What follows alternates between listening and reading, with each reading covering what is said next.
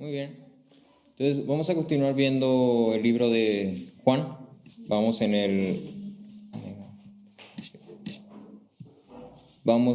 el capítulo 4 todavía y vamos a ver hoy de la porción de los versículos del 15 al 19.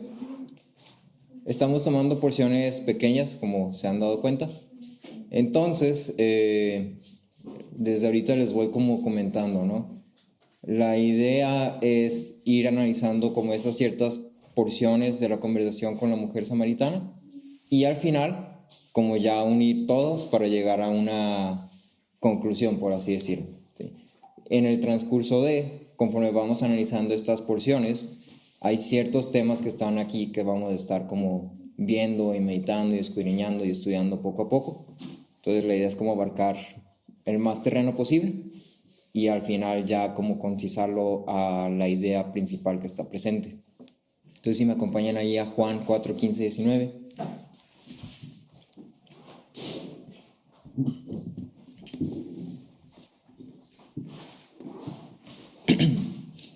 Dice: Señor, le dijo la mujer, dame esa agua para que no tenga sed ni venga hasta aquí a sacarla. Jesús le dijo: Ve, llama a tu marido y ven acá.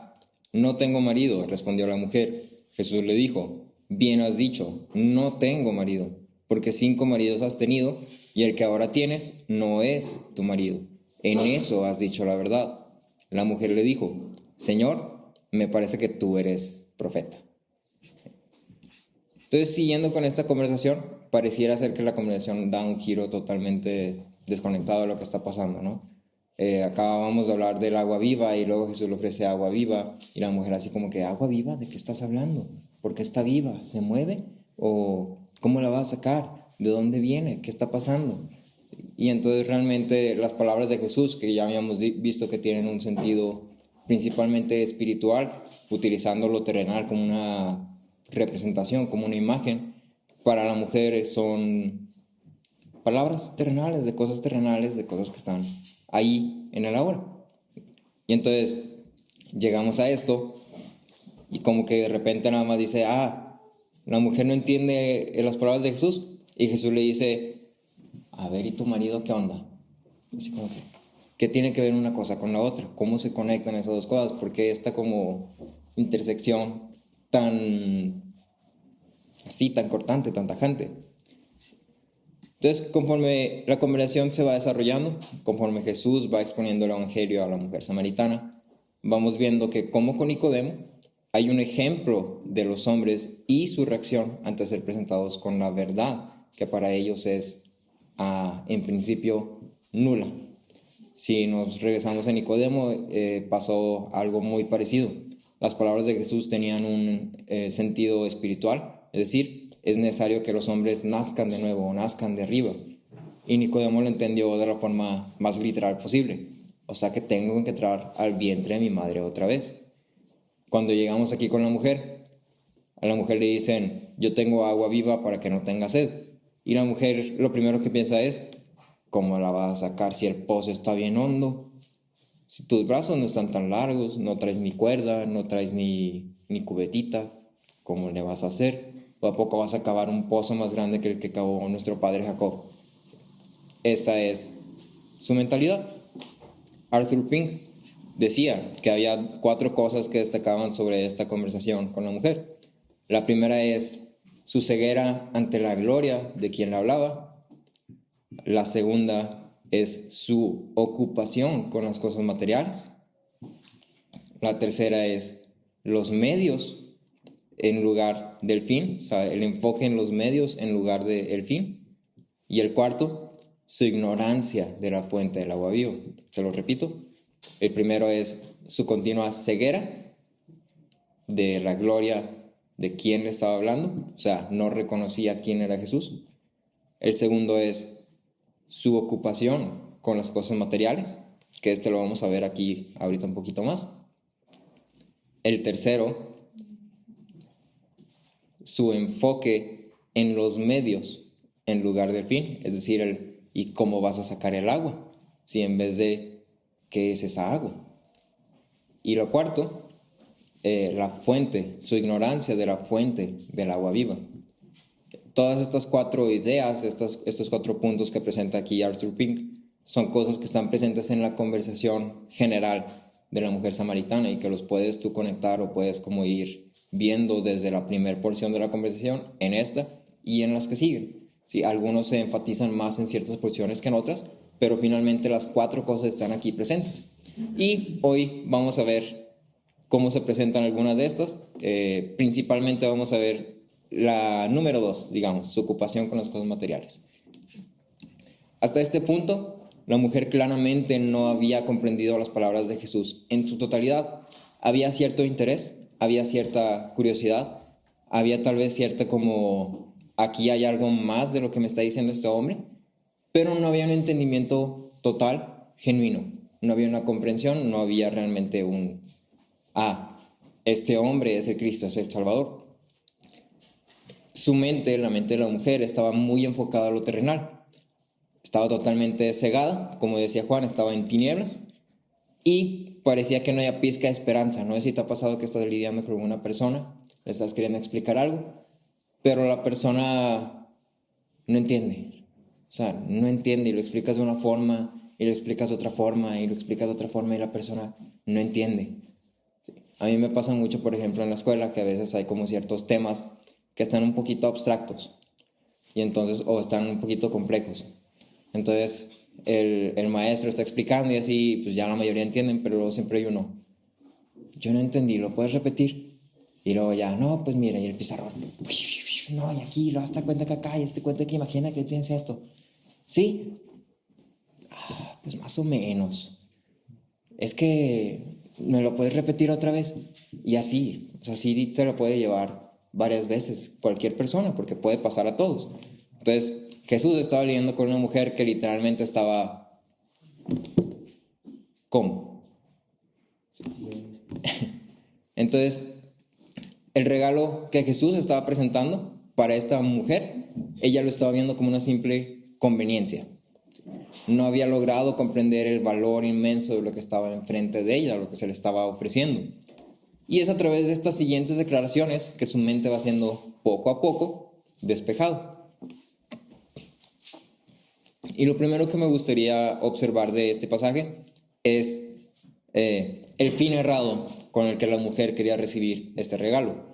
Si te das cuenta ahí en el versículo el 15 dice, Señor, le dijo la mujer, dame de esa agua para que no tenga sed ni venga hasta aquí por ella.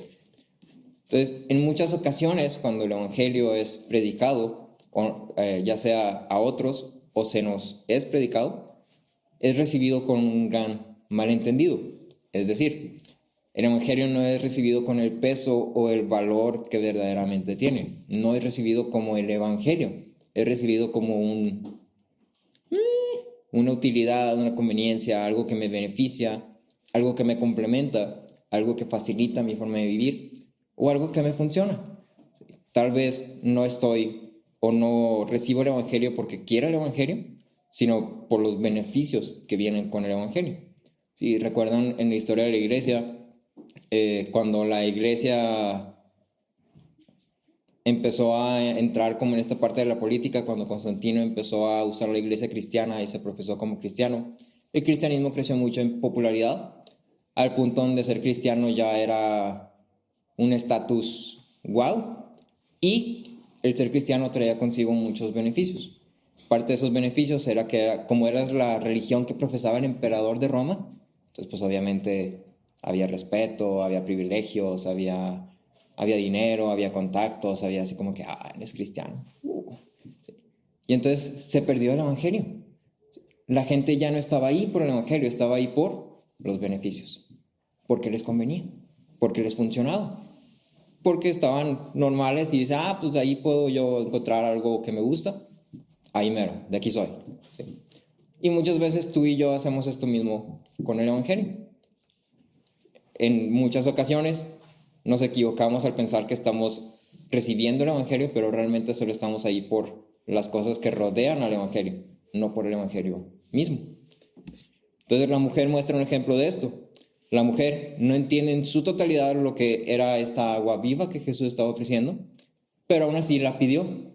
Y su razonamiento, su propósito era para que no tenga sed, porque me dijiste que con esta agua pues ya no voy a tener sed. Y para que ya no venga hasta aquí a sacarla, me estoy ahorrando un viajecito. ¿Sí? Me ahorro el calor, me ahorro el sol, me ahorro el trabajo, me ahorro el tiempo. Ese era su propósito, esa era su motivación. Y es una motivación totalmente errada, que no solamente demuestra el corazón de la mujer, sino que demuestra que no había un entendimiento genuino de lo que era el Evangelio. Entonces, sí, escuchó las palabras de Jesús, pero igualmente no las entendió. Su mente estaba totalmente puesta en lo terrenal. Veía esta agua que Jesús ofrecía como una conveniencia para facilitar su vida. No era una necesidad, no era indispensable, era algo que le funcionaba para su situación. Era una comodidad. Entonces la pregunta aquí que te presento es, ¿el Evangelio cómo lo ves tú? ¿Es como una comodidad? ¿Es algo que te beneficia en tu vida? ¿Es algo que mejora tu calidad de vida? ¿O es algo que necesitas? En la mente de esta mujer, en palabras de Arthur Pink, él decía que estaba ocupada totalmente con sus deberes y los empleos, las cosas del mundo. Es decir, tengo sed, necesito agua. Voy a tener sed, necesito ir por agua para tener ahí mi agüita. No había nada más en su mente más que esto. En ella no había un pensamiento que fuera más allá de la vida presente y de su estado. Su necesidad más grande era tener agua y evitar conflictos. Esta misma mentalidad estaba creando una barrera para que la mujer no pudiese entender las palabras de Jesús. Su visión estaba limitada totalmente y estaba totalmente cerrada a lo terrenal. No había nada más allá para ella que el aquí y el ahora. Y este es un ejemplo que refleja el estado de todos los hombres. Algo que vas a notar con las conversaciones de Jesús con las distintas personas, conforme vayamos viendo, y que debemos tener mucho cuidado de. No lo veas como, sí, a mí me ha tocado predicar el evangelio a varios Nicodemos. Sí, yo he tenido que lidiar con varias mujeres samaritanas. Así esas que no entienden. Así que son unos troncos que de plano no entienden. No. El tronco somos nosotros. Sí, el Nicodemo somos nosotros. Sí, los que queremos hacer las cosas por nuestras fuerzas, por nuestra moral, nuestra justicia, el Nicodemo somos nosotros. Los que no entendemos el valor del evangelio, los que estamos cegados totalmente, somos nosotros. Entonces, esto es principalmente para nosotros y luego extenderlo hacia los demás. Entonces, esta mujer está reflejando el estado de todos los hombres, está reflejando nuestro estado. Somos incapaces de comprender o ver la verdad que nos rodea. Y lo único que podemos ver es el aquí y el hoy. No hay una conciencia de nuestro estado. No hay una conciencia de nuestra necesidad. No valoramos el evangelio porque no sentimos esa necesidad del evangelio. Arthur Pink decía, la mente natural está ocupada con cosas naturales y contempla todo a través de este medio. Está confinada a su propio pequeño círculo de sentimientos e ideas y no puede ver ni sentir nada más allá de él. Vive en su propio reino estrecho. Sí. Te la repito. La mente natural está ocupada con cosas naturales y contempla todo a través de ese medio. Está confinada a su propio pequeño círculo de sentimientos e ideas. No puede ver ni sentir nada más allá de él. Vive en su propio reino estrecho. Es decir, estamos totalmente cegados a solamente lo que tenemos frente a nosotros. La mujer tenía un problema claro y es un problema que todos los hombres tenemos. Y me gusta cómo lo presentaba Spurgeon cuando decía, no tiene sentido intentar llenar el vacío donde no había sensación de vacío. La mujer, al igual que todos los hombres, necesitan ser conscientes de su estado como pecadores. De lo contrario, un regalo de vida eterna, una salvación, es irrelevante. Ahorita nos comentaba el pastor Aaron del Salmo y hacía la pregunta, ¿alguna vez has tenido tanta sed que sientes que te estás muriendo? Entonces déjame te cambiar un poquito esa pregunta para esto. ¿Te ha pasado que sientes los labios secos, pero no sientes sed? O sea, que sabes que tu cuerpo te está pidiendo agua porque tus labios están así como cortados y te duelen y tienes las costritas y los pellejitos ahí. Y dices, es que no he tomado agua, pero no sentía sed. Sí. Fue hasta que te diste cuenta que tus labios estaban casi cayéndose que dijiste, tengo que tomar agua. Sí. Entonces, es lo mismo que pasa con el Evangelio. La creación misma es un reflejo claro de que necesitamos el Evangelio. Pero a veces somos totalmente ignorantes, somos totalmente ajenos o todo bien, ¿sí? No pasa nada.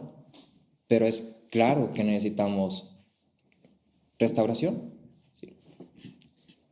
Entonces entramos a ese tema de la conciencia del pecado. El versículo 16 cambia la dirección de la conversación drásticamente. La mujer pide el agua, lo pide con un fin errado. Y en respuesta a esto Jesús le dice, ve, llama a tu marido y ven acá. O sea, Jesús ni siquiera se preocupa por querer explicar o por decir, no, es que no estás entendiendo. ¿Qué hace Jesús? Ve, llama a tu marido y ven acá. Entonces, el objetivo sigue siendo el mismo en toda esta conversación como en las otras conversaciones, y es presentar el Evangelio. Dado que la mujer no comprendía las palabras de Jesús, el valor de la gracia y el regalo que estaba puesto frente a ella, el objetivo era ahora traer a conciencia de la mujer el por qué este don de Dios tenía tan grande valor. La pregunta es ¿cómo? Claramente. Spurgeon decía, a menudo, al tratar de bendecir a la gente, la manera más amable no es construirlos, sino derribarlos. No para empezar a alentar sus esperanzas, sino para permitirles ver cuán desesperado es su caso, aparte de la gracia soberana. Es decir, cuando estamos predicando el Evangelio o recibiendo el Evangelio, no necesariamente significa que el Evangelio va a ser un mensaje de positivismo, tú puedes, Cristo te ama, ven para que seas feliz. Porque el propósito del Evangelio no es necesariamente ese. Y entonces Spurgeon dice, a veces es necesario derribarlos. ¿Sí? A veces es necesario exhibir su estado, ¿sí? Humillarlos. Jesús reconocía en su totalidad el estado de la mujer y las palabras lo demuestran, conjunto con su intención. Jesús le dijo, ve y llama a tu marido y ven acá. La razón para que Jesús le pidiera esto a la mujer era traer a su marido para traer a conciencia el hecho del pecado de la mujer, es decir, su inmoralidad, y la importancia de hacer algo al respecto, o más bien, de confrontar este hecho. Entonces, es a través de esta inmoralidad de la mujer que la conciencia de pecado fue traída. La mujer sabía perfectamente que sus acciones eran inmorales, y su respuesta lo refleja, junto con otras dos cosas. Si te das cuenta, y su respuesta es, no tengo marido. A esto Jesús afirma, bien has dicho, no tengo marido, porque 5 maridos has tenido y el que ahora tienes no es tu marido. En eso has dicho la verdad. ¿Qué está pasando? Jesús nos da el contexto que necesitamos, ¿no? Finalmente la mujer, no sabemos si fue adulterio, no sabemos si fue divorcio nada más, no sabemos si fue que murieron sus esposos, realmente no sabemos y no sería muy prudente asumir o especular, entonces vamos a dejarlo así. La mujer había estado casada 5 veces y en este momento presente estaba viviendo con un hombre que no era su marido. ¿Sí? Estaba en una relación de matrimonio, pero chocolatito, si lo quieres ver así, ¿sí? Con alguien que no era su marido. Entonces, la mujer cuando dice, no tengo marido, refleja 2 cosas. La primera es que en su ambigüedad, en la ambigüedad de esta respuesta, está mostrando una actitud evasiva. Es decir, la mujer no sabía que Jesús sabía todas las cosas. Y entonces dice, ve, trae a tu marido. No tengo marido. Pues sí, no es tu marido, no tiene marido. En eso estaba diciendo la verdad. ¿Qué es lo que Jesús dice? En eso dice la verdad. El hombre con el que vives no es tu marido. Entonces la mujer no estaba dispuesta a confesar su inmoralidad. Y la segunda cosa que se refleja es que el reconocer que no tenía marido era en sí una forma de confesión. confesión a medias o confesión accidental, porque su intención no era confesarse, era, ¿tú qué sabes? Entonces, el hombre con el que vivía no era su marido, no existía ningún pacto legal que decretara esto. Leon Morris comentaba que el caso pudiera ser que la mujer estaba tan acostumbrada a estar casada y divorciarse que se había deshecho completamente de la formalidad de contraer matrimonio legalmente. Es decir, pues es que lo hago cada sábado, pues ya, pues déjame ahorro los papeles, déjame ahorro el trámite, déjame ahorro tener que comprarme vestido, déjame ahorro, pues es que para qué gasto el dinero, pues es que, ¿para qué? Pues es lo mismo, al final hacemos lo mismo. Es lo mismo nomás que sin el papelito. Tal vez este era el pensamiento de la mujer.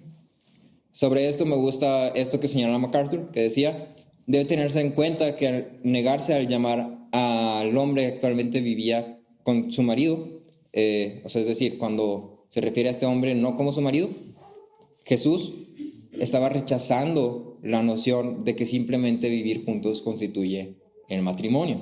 ¿Sí? Es decir, aquí también hay un cierto reflejo de lo que es el matrimonio. ¿Sí? No nada más porque vivas en una relación que ya estamos casados, o sea, ya, realmente no importa la formalidad, ya no importa el pacto legal, no importa oficializarlo, ya estamos casados. ¿Sí? Jesús reconoce el matrimonio como un pacto formal, legal y público. Y es importante, que no es el tema de hoy, entonces no voy a entrar en ello, no es el punto, pero es importante que finalmente el pacto de matrimonio es análogo a otros tantos pactos que encontramos en la Biblia, y devaluar un pacto que es análogo a otros, de cierta forma implica también devaluar los otros pactos, lo cual es muy peligroso. ¿Sí? Entonces, continuando sobre el tema de la mujer, Jesús responde: bien has dicho, no tengo marido, porque 5 maridos has tenido, y el que ahora tienes no es tu marido. Incluso en esta respuesta evasiva de la mujer, Jesús ya conocía la verdad. Él conocía la vida de esta mujer en su totalidad, al igual que conocía su necesidad. Y es lo que encontramos en Juan 2, 24 y 25. Si te regresas ahí un poquito. Si alguien me quiere ayudar a leerlo.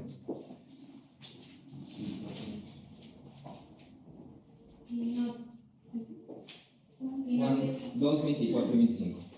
Pero Jesús, en cambio, no se confiaba en ellos porque los conocía a todos y no tenía necesidad de que nadie le diera testimonio del hombre, porque él conocía lo que había en el interior del hombre. Entonces, Jesús ya conocía a esta mujer. ¿Sí? Esta acción que hace Jesús refleja una parte esencial y de extrema importancia en la predicación del Evangelio. Es necesario que la gente sea consciente de su pecado, de su relación para con Dios, de cómo está este estado. De lo contrario, no puede haber una convicción genuina. Es necesario que la gente tenga su conciencia de pecado, que la gente sepa cuál es su estado para con Dios. De lo contrario, el mensaje del Evangelio es inefectivo porque no hay una necesidad del Evangelio. Entonces aquí sígueme como la idea, vamos como desarrollándolo, ¿no? Hay 2 llamados del Evangelio. Hay 2 llamados o piezas del Evangelio completo que trae a los hombres a Cristo. En ocasiones, el llamado es: arrepiéntate, pecador. En otras ocasiones, el llamado es: cree. Cree en Jesús, cree en Cristo, cree en la obra, cree en la cruz. Cuando Jesús predicaba el Evangelio en Galilea, podemos ver que estos 2 llamados no son independientes uno del otro. Son 2 aspectos esenciales en la conversión. En Marcos 1, 14 y 15, si me acompañas ahí.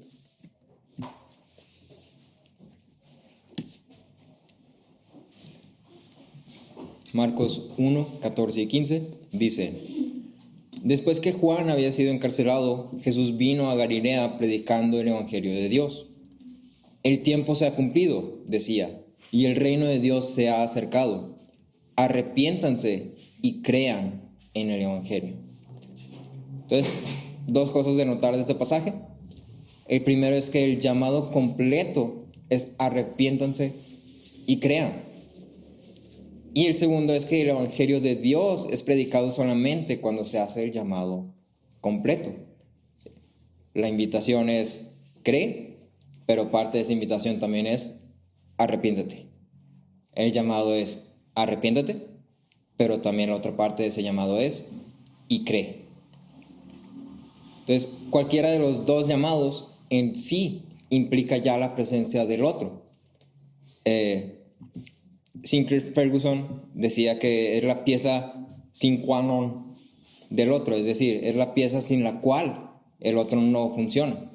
Las dos piezas tienen que estar presentes para que el evangelio sea completo. Y él decía, arrepentimiento implica fe y fe implica arrepentimiento. Uno no puede existir sin el otro. Sobre esto, John Murray decía que la fe es para la salvación, la fe que es para la salvación es una fe penitente, y el arrepentimiento que es para la vida es un arrepentimiento creyente. Es decir, están totalmente unidos. ¿Sí? No hay separación alguna, no son independientes uno de otro, sino que están juntos en su totalidad. La fe salvadora está impregnada de arrepentimiento y el arrepentimiento está impregnado de la fe salvadora. Si tienes fe salvadora, arrepentimiento es algo que también debes de tener. Si tienes arrepentimiento genuino, también tienes fe salvadora. Tanto el creer como el arrepentirse son elementos cruciales del evangelio. Cuando vemos en la conversación de Jesús que tuvo con esta mujer samaritana, estos dos elementos están presentes. Solamente cuando una persona reconoce su culpabilidad y su estado pecaminoso es que puede valorar la gracia y el don de Dios en todo su esplendor. Una conversión que carece, conversión entre comillas, que carece de todo dolor por el pecado y que recibe la palabra solamente con gozo y con felicidad y con wow, eso está bien bonito, es una conversión temporal. ¿Sí? Es una conversión más bien. ¿Sí? Entonces, el evangelio te confronta con tu pecado y con tu estado y te llama a creer. Pero parte de esto es que hay un dolor por el pecado. Entonces, otra vez, es importante que no veamos esto nada más como un mero ejemplo de cómo predicar el evangelio. Tenemos enfrente a nosotros un mensaje para nosotros, primeramente. ¿Sí? Antes que para aquellos que nos rodean, primeramente es para nosotros.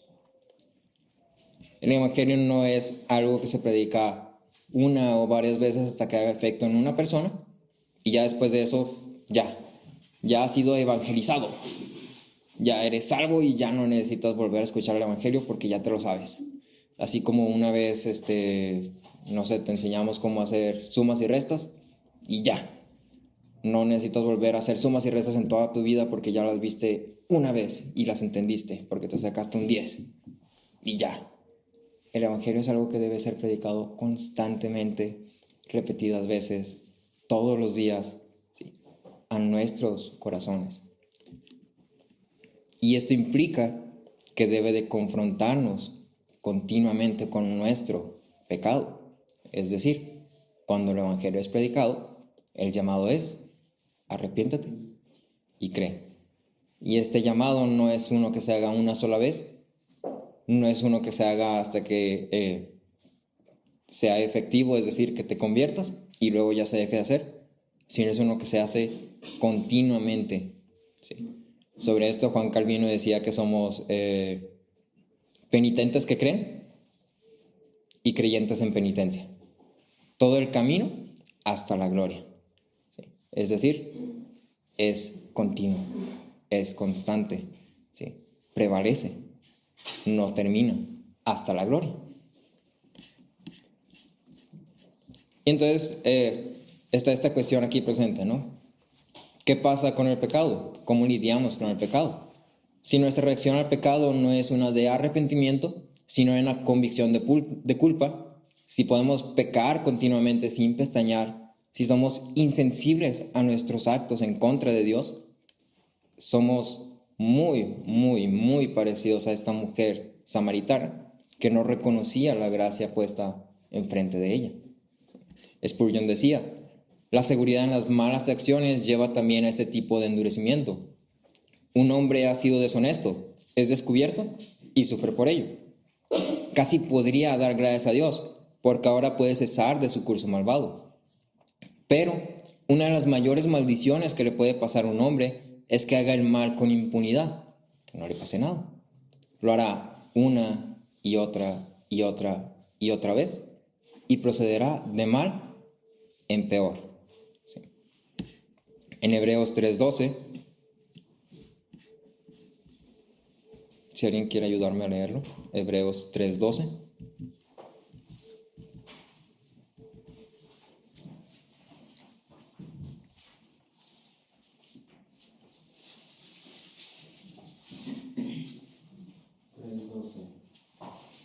Mirad, hermanos, que no hayan en ninguno de vosotros corazón malo de incredulidad para apartarse del Dios vivo. Entonces, nota esto, que no haya un corazón malo de incredulidad para apartarse del Dios vivo. Un claro ejemplo de este mal que se presenta a los hombres lo podemos encontrar en 2 de Samuel 12. Y esta es la confrontación de Natán a David después de cierto tiempo que comete su pecado. Hasta este punto, David había tomado a Betsabé como su mujer cuando no le pertenecía, había asesinado a Urías, el esposo de Betsabé, y parecía ser que todo iba bien, entre comillas, ¿no? Entonces, estos actos de David son descritos en el capítulo 11 de 2 de Samuel como lo que David había hecho fue malo a los ojos del Señor. Obviamente, claramente, David había pecado. David se había equivocado, David había errado. Y a pesar de la crueldad y la gravedad de las acciones de David, su corazón estaba tan endurecido y tan insensibilizado al pecado que no fue hasta que Natán llegó y lo confrontó que David tomó conciencia de su pecado y fue llevado al arrepentimiento. Entonces, ¿qué pasó en David? Phil Newton, un pastor ya hace muchos años, creo, decía o propone 6 cosas por las cuales David pudo haber llegado a ese estado de insensibilidad. La primera es, David no había reconocido la gravedad de su pecado. La segunda es, David fue entumido a su condición espiritual. Entumido. Desensibilizado.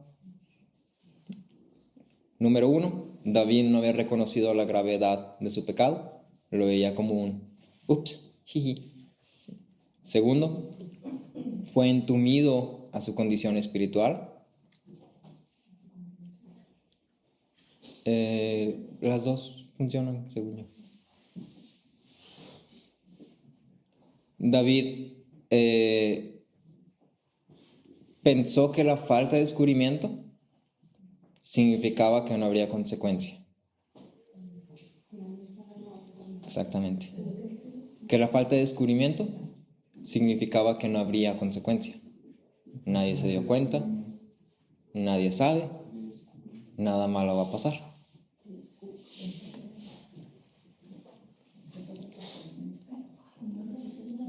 Sí. Parecía que la falta de descubrimiento, David parecía pensar que la falta de descubrimiento significaba que no habría consecuencia. Número 4, David dio por hecho la comunión y alegría que había conocido ante el Señor. Es decir, pues es que Dios es bien bueno, estamos estables, no pasa nada. Sí. Yo ni me preocupo. Entonces, número 4, David dio por hecho la comunión y alegría que había conocido en el Señor. Número 5, David ignoró la realidad de que el pecado de uno afecta a otros. ignoró la realidad de que el pecado de uno afecta a otros.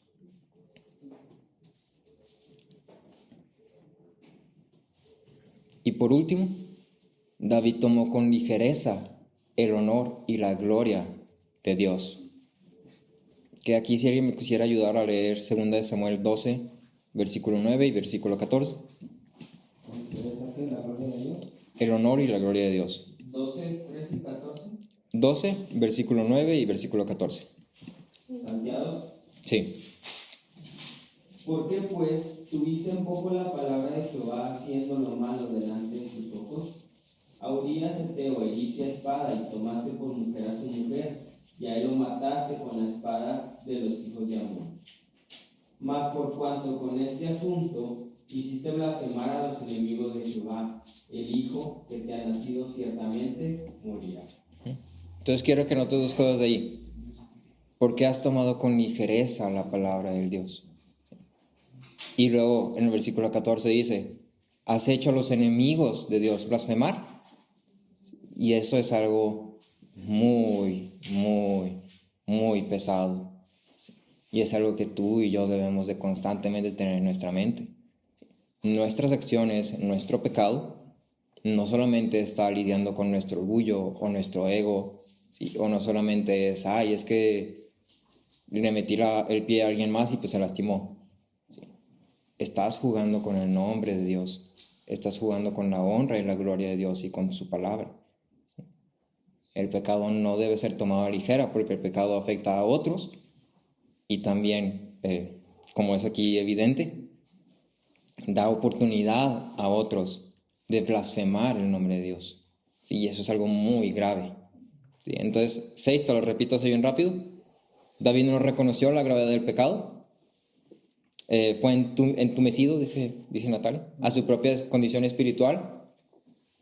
Pensó que la falta de descubrimiento significaba que no habría consecuencia. Dio por sentado la comunión y alegría que había conocido en el Señor. Ignoró la realidad de que el pecado de uno afecta a los otros.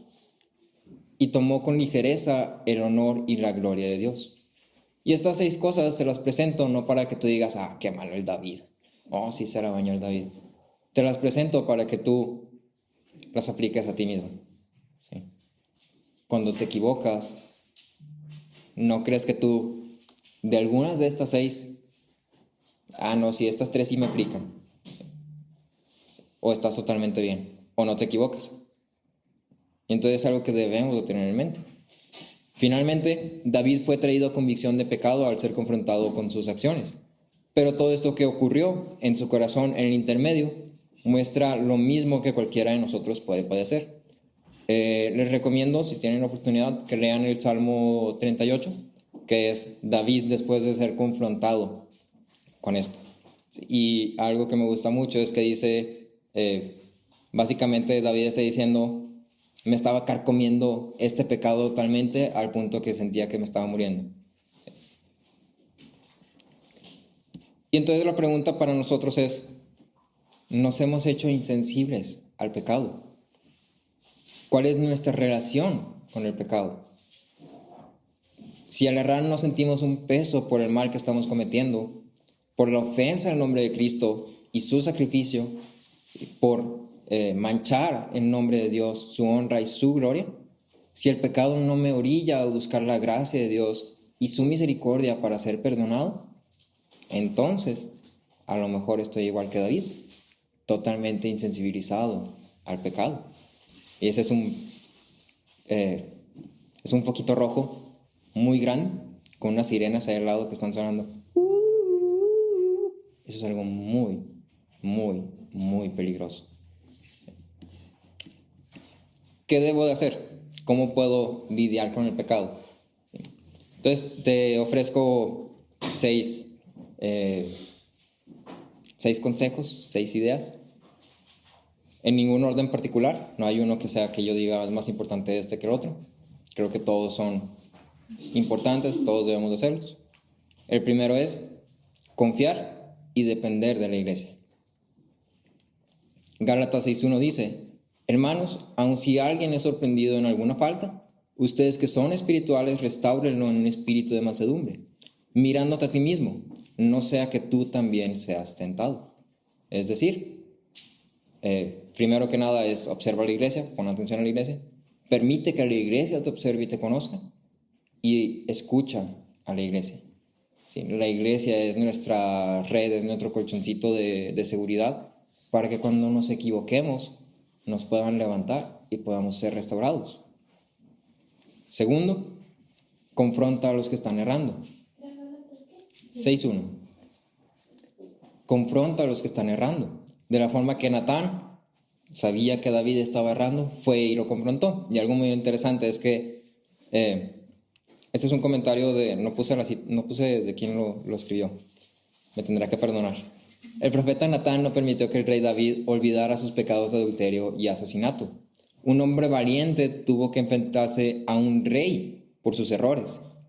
Natán fue obediente a Dios y sabio en su enfoque. Entonces considera esto. Natán fue a confrontar a un rey, ¿sí? Que muy fácilmente pudo haber dicho, no me gusta lo que me estás diciendo, cuello. Y era un rey, no le podían decir que no, y no le pueden decir, ay no David, pues es que sí te está diciendo la verdad, ¿no? Sí. Y con todo el miedo, con todo el decir, de esta no salgo vivo, fue y lo confrontó. ¿Sí? Tercero, presta atención a tus deseos y tus pasiones. Santiago 1, 14 y 15 dice, sino que cada uno es tentado cuando es llevado y seducido por su propia pasión. Después, cuando la pasión ha concebido, da a luz pecado. ¿Sí?